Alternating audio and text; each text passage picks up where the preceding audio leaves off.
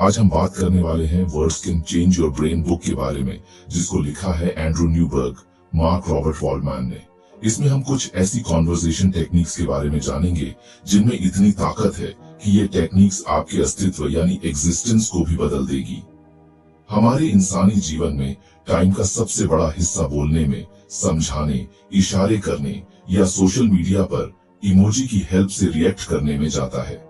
हमारे पास कम्युनिकेशन के इतने रिसोर्स होने से कोई यह मान ही नहीं सकता है कि हम अपने आइडियाज को इफेक्टिवली समझाने में बेस्ट नहीं हैं। हालांकि कई लोगों के लिए असलियत बिल्कुल उल्टी है। इस चैलेंज को जीतने के लिए words can change your brain आजमाई हुई और परखी हुई स्ट्रेटेजीज का एक खजाना है जो कम्युनिकेशन की आपकी कैपेसिटी को गहराई से बढ़ा सकता है।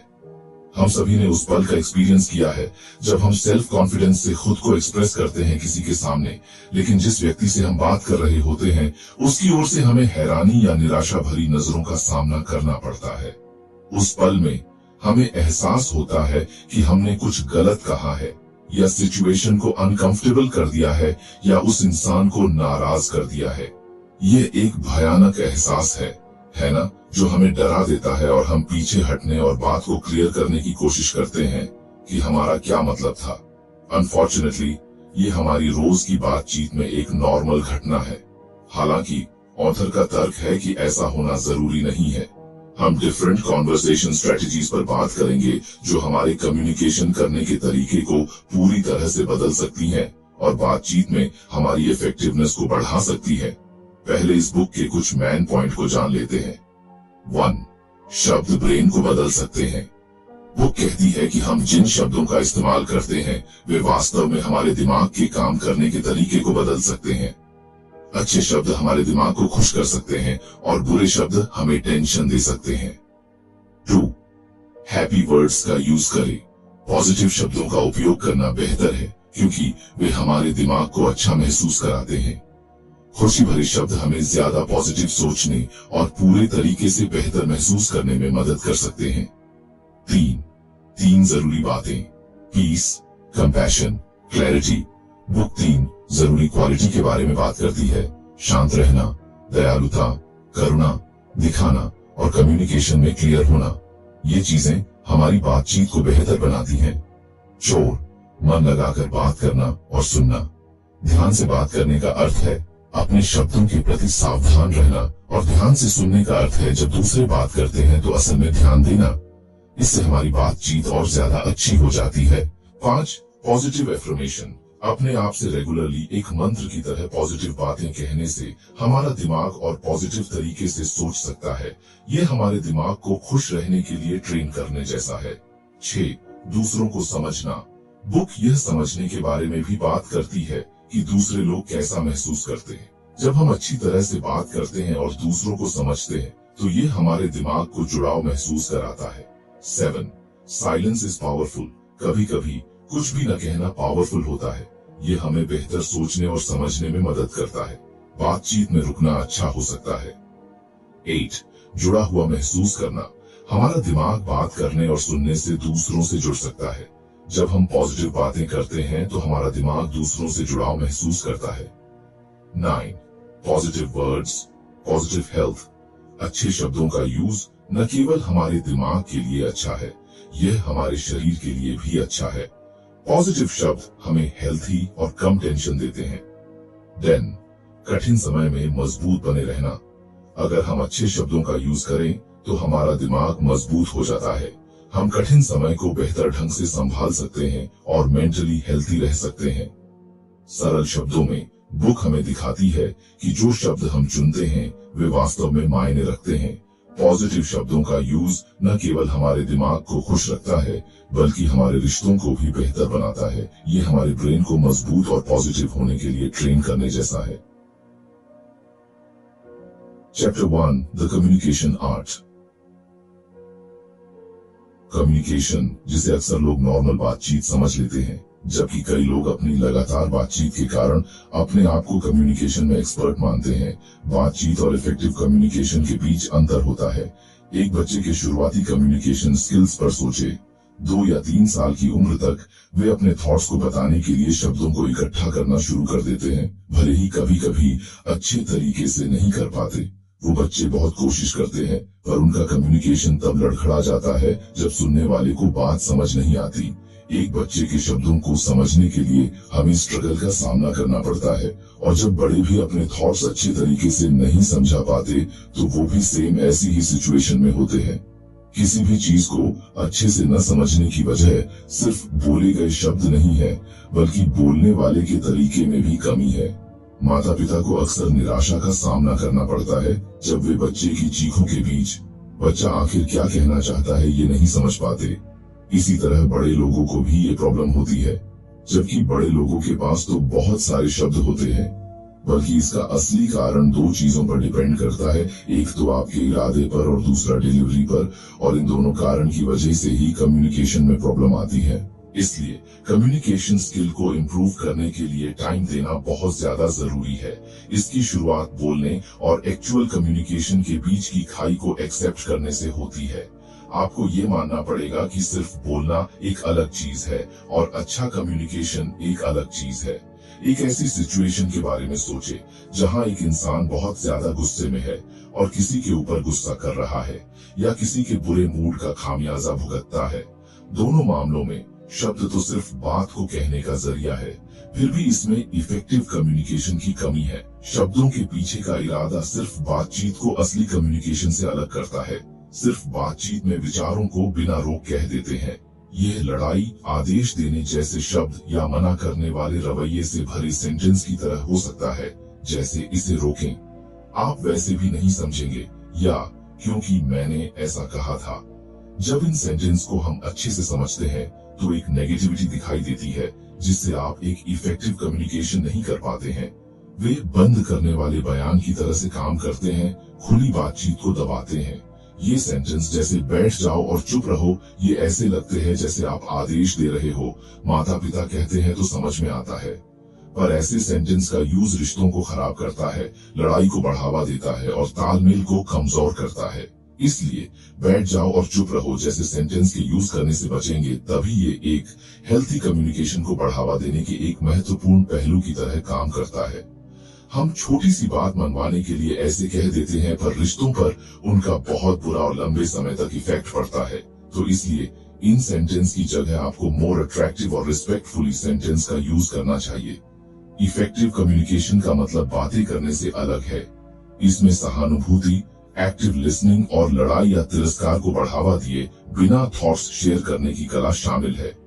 इसमें एक ऐसा एनवायरनमेंट तैयार करना शामिल है जहां राय को महत्व दिया जाता है, थॉट्स का लेन देन किया जाता है और आपसी सम्मान बढ़ता है।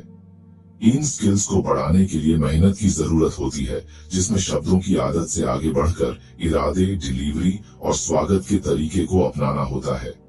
इन शॉर्ट, इफेक्टिव कम्युनिकेशन एक कॉम्प्लेक्स चीज है, न केवल शब्दों का बल्कि इमोशनल इंटेलिजेंस, सहानुभूति और सम्मान का भी।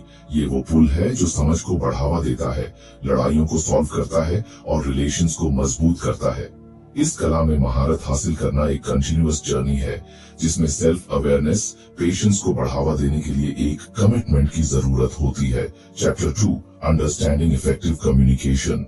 अगर आपको हमारी बुक समरी अच्छी लग रही है तो बुक इनसाइडर को सब्सक्राइब करना न भूले। अच्छे कम्युनिकेशन को समझने की हमारी खोज में ये पहचानना जरूरी है कि आखिर यह क्या है और क्या नहीं है। क्योंकि मैंने ऐसा कहा था, जैसे सेंटेंस के साथ बातचीत बंद करना नहीं चाहिए है, या नियम तो नियम है, बल्कि अच्छा कम्युनिकेशन शांति से और क्लियरली खुद को समझाने की कला पर आता है। अच्छे कम्युनिकेशन की नींव किसी चीज की परवाह किए बिना थॉट्स को कंट्रोल और अच्छे तरीके के साथ शेयर करने में है। एक माता पिता और एक बेटी से जुड़े सिनेरियो पर सोचे। माता पिता ने बेटी को स्कूल नाइट होने के कारण पार्टी में शामिल होने से इनकार कर दिया। बेटी के सवालों के जवाब में माता पिता सिंपली तुम नहीं जाओगी बस बोल दिया ना एक बार, जैसे खारिज करने वाले बयानों का सहारा ले सकते हैं। हालांकि ये रिएक्शन फास्ट और फैसला सुनाने जैसे होते हैं और इफेक्टिव कम्युनिकेशन को कमजोर करता है। हम इसमें दूसरी अप्रोच भी अपना सकते हैं, क्लियरली ये कहने के बजाय कि क्योंकि मैंने ऐसा कहा, माता पिता चिंताओं को साफ करने का ऑप्शन चुन सकते हैं। वो कह सकते हैं कि मेन पार्टी में किसी की निगरानी के बिना सुरक्षा का रिस्क नहीं ले सकता हूँ और कम उम्र के लोगों के शराब पीने के रिस्क के बारे में चिंतित हूँ। इसके अलावा स्कूल के दिनों में देर रात तक रहना खतरनाक हो सकता है। आपकी हेल्थ पर इफेक्ट पड़ता है।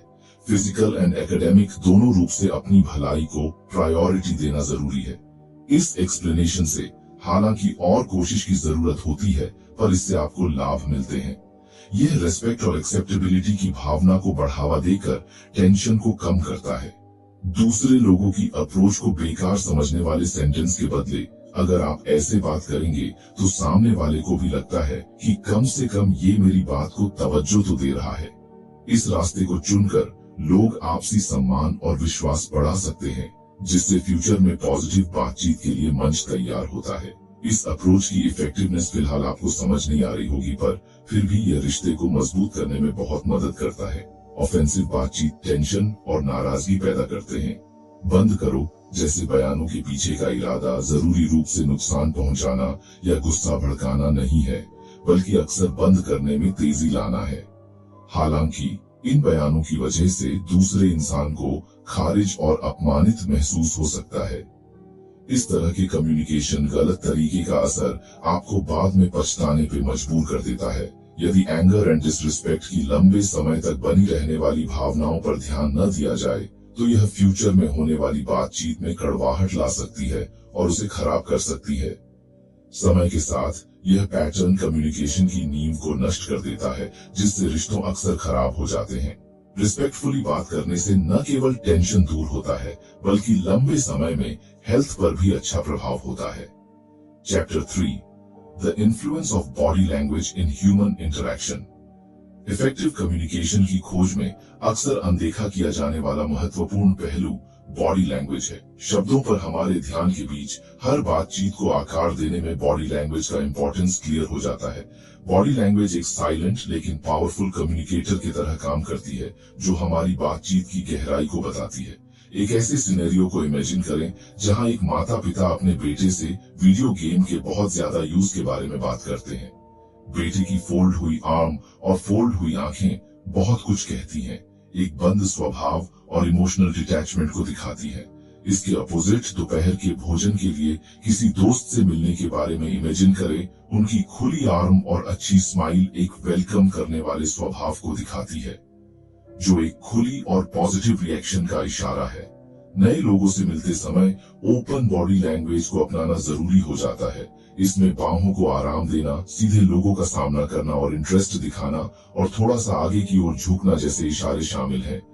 ये एक्टिविटी एक्सेप्टेंस का माहौल बनाती है और सम्मान की भावना को बढ़ावा देती है, जिससे दूसरे पक्ष को सम्मान से जुड़ने के लिए इनवाइट किया जाता है।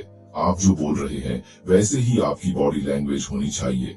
एक जॉब इंटरव्यू सिनेरियो पर सोचे, जहां एक कैंडिडेट अवसर के लिए बातों से उत्साह और कृतज्ञता दिखाता है, जबकि उनकी बॉडी लैंग्वेज इसके ऑपोजिट है। बोले गए शब्दों और बॉडी लैंग्वेज के बीच ये डिसबैलेंस बेस्ट कम्युनिकेशन में प्रॉब्लम खड़ी करता है, जिससे एक अनस्टेबिलिटी पैदा होता है जो पूरी कन्वर्सेशन को बिगाड़ सकती है। आपके शब्दों और बॉडी लैंग्वेज के बीच कनेक्शन बनाए रखना अच्छी बातचीत को बढ़ावा देने का काम करता है।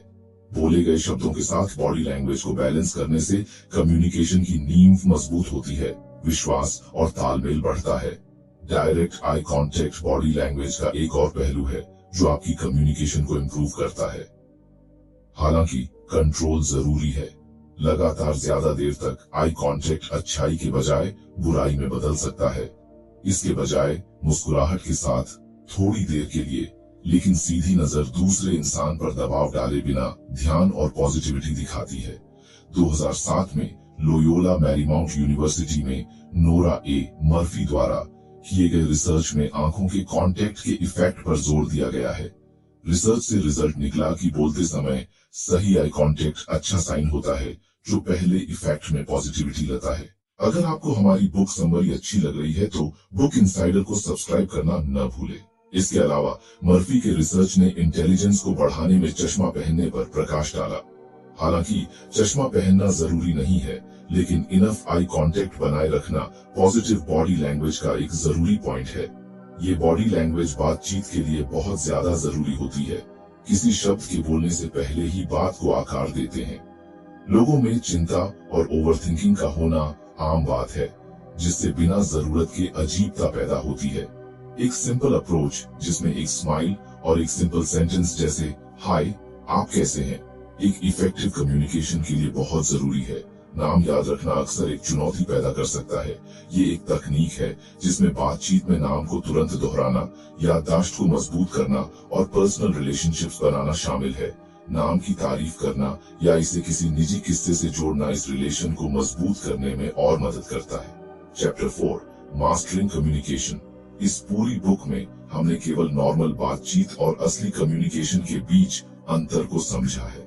कम्युनिकेशन सिर्फ बोलना नहीं है। लोग समझते हैं कि नॉर्मल बातचीत को ही कम्युनिकेशन बोलते होंगे, बट ऐसा बिल्कुल नहीं है। ये एक कला है जिसको आपको सीखना पड़ेगा। आप सिर्फ बातचीत करने से कम्युनिकेशन में अच्छे नहीं हो सकते हो। कम्युनिकेशन में थॉट्स को इफेक्टिवली तरीके से बताने के लिए शब्दों का और बॉडी लैंग्वेज का अच्छे से बैलेंस की जरूरत होती है। इस बैलेंस को हासिल करना दूसरों के साथ तालमेल बिठाने के लिए महत्वपूर्ण है। इफेक्टिव कम्युनिकेशन में महारत हासिल करना कोई छोटी मोटी बात नहीं है, लेकिन यह एक ऐसी स्किल है जिसका कोई मूल्य नहीं है। इसके लिए पॉजिटिव और नेगेटिव कम्युनिकेशन पैटर्न के बीच की बारीकियों को सीखने की जरूरत है। एक फंडामेंटल चेंज तब होता है जब हम खारिज करने वाले शब्द जैसे शट डाउन बयानों को पेशेंट और क्लियर एक्सप्लेनेशन के साथ बदल देते हैं। किसी से बात करने से लेकर बातचीत में शामिल होने का यह बदलाव आपसी समझ और रिलेशन को बढ़ावा देता है। इसके अलावा ओपन बॉडी लैंग्वेज और पॉजिटिव चेहरे के एक्सप्रेशन का बैलेंस इंपॉर्टेंट भूमिका निभाता है। ये बॉडी लैंग्वेज कम्युनिकेशन में आराम और एक्सेप्टेंस का माहौल बनाती है, दूसरों को हमारे थॉट्स के साथ अपनी इच्छा से जुड़ने के लिए इनकरेज करते हैं। इन शॉर्ट, इफेक्टिव कम्युनिकेशन सिर्फ नॉर्मल बातचीत से बिल्कुल अलग है। ये बॉडी लैंग्वेज और डीपली किसी की बातों के साथ जुड़ना, इन सभी के इरादे का मिक्सचर है। प्रैक्टिस और इन प्रिंसिपल को अपनाने से लोग एक इफेक्टिव कम्युनिकेशन डेवलप कर सकते हैं, जो बोले गए शब्दों और एक्सप्रेस किए गए इमोशन के बीच के अंतर को कम कर सकता है। तो फ्रेंड्स, आज की हमारी ये बुक समरी यही खत्म होती है। चलिए इसको हम कहानी से समझते हैं। भारत के एक बड़े शहर मुंबई में अर्जुन नाम का एक लड़का रहता था। वह एक अच्छा इंसान था, लेकिन लोगों से बात करना उसकी आदत नहीं थी। जब भी वह बोलता तो ऐसा लगता जैसे वह दरवाजे खोलने की बजाय बंद कर रहा हो। उसके दोस्त राज ने इस पर ध्यान दिया और अर्जुन को दूसरों के साथ बातचीत करने और जुड़ने में बेहतर बनने में मदद करने का फैसला किया। राज ने अर्जुन के साथ ईमानदारी से बातचीत की शुरुआत की। राज ने उस टाइम का पता लगाया जब उसकी बात उसके शब्दों से मेल नहीं खाती थी। अर्जुन को एहसास हुआ कि राज सिर्फ मदद करने की कोशिश कर रहा था। तभी अर्जुन के कम्युनिकेशन स्किल को बदलने की उनकी जर्नी शुरू हुई। राज ने अर्जुन को पॉजिटिव कम्युनिकेशन करना सिखाया। बातचीत खत्म करने वाली बातें कहने के बजाय अर्जुन ने चीजों को शांति और क्लियरिटी से समझाना सीखा, जिसने अर्जुन को बातचीत बंद किए बिना खुद को एक्सप्रेस करने के लिए इंकरेज किया। धीरे धीरे अर्जुन ने सिर्फ लोगों से ही नहीं बल्कि खुद से भी बात करना शुरू कर दिया। अगली चुनौती अर्जुन की बॉडी लैंग्वेज थी। ये एक बंद किताब की तरह थी, जिससे लोगों को लगता था कि उसमें कोई दिलचस्पी नहीं थी या वह मिलनसार नहीं था। राज, जो लोगों से बात करने और जुड़ने में अच्छा था, उसने अर्जुन को खुली बॉडी लैंग्वेज का यूज करना सिखाया। उन्होंने इस तरह खड़े होने की प्रैक्टिस की जिससे पता चले कि अर्जुन खुला और स्वागत करने वाला है। राज ने अर्जुन को आई कांटेक्ट के बारे में भी सिखाया। उन्होंने सीखा कि बात करते समय किसी की आंखों में देखने से उन्हें अच्छा महसूस होता है। अर्जुन ने यह दिखाने के लिए कि वह ध्यान दे रहा है और बात करने में खुश है, एक गर्मजोशी भरी मुस्कान और कुछ सेकंड के लिए सीधे आंखों से कांटेक्ट करना शुरू कर दिया। जैसे ही अर्जुन ने इन चेंजेस को अपनाया, उसका जीवन भी बदल गया। उनके वर्क प्लेस पर लोगों ने मीटिंग्स में अर्जुन को एक मिलनसार इंसान के रूप में देखा और उनके दोस्तों को उनके साथ घूमना और ज्यादा एंजॉयबल लगा। उनके बोलने और बिहेवियर करने के तरीके में छोटे छोटे तरीकों से बड़ा अंतर आया। अर्जुन की कहानी से पता चलता है कि आप भी इन सभी टेक्निक का यूज करेंगे तो words can change your brain and your life. आपको ये बुक समरी कैसी लगी कमेंट करके जरूर बताएं। Thank you.